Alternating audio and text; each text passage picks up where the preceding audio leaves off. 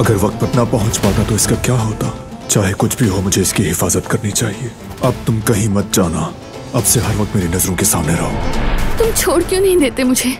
चलो, क्योंकि मैं नहीं छोड़ सकता। वक्त पर ना पहुंचता तो तुम मर भी सकती थी। इसकी कुन्नियत अब भी काराबे है और ये लड़की बारान काराबे की बीवी है। इसकी तरफ जो हाथ बढ़ेगा टूट जाएगा, चाहे किसी का भी हो। मुझे जाने दो बारान। तुम्हें लगता है मुझे तुम्हारा चेहरा देखने का बड़ा शौक है? बेहतर है इस घर में रहने की आदत डाल लो, क्योंकि अब हम दोनों ही इस कमरे के कैदी होंगे। सिर्फ तुम ही नहीं, मैं भी एक ऐसे इंसान के साथ रहूंगा जिससे नफरत है मुझे। तुम मुझसे इतनी ही नफरत करते हो? क्यों बचाया मुझे तुमने? तुम्हें नहीं, अपनी फैमिली को बचाया।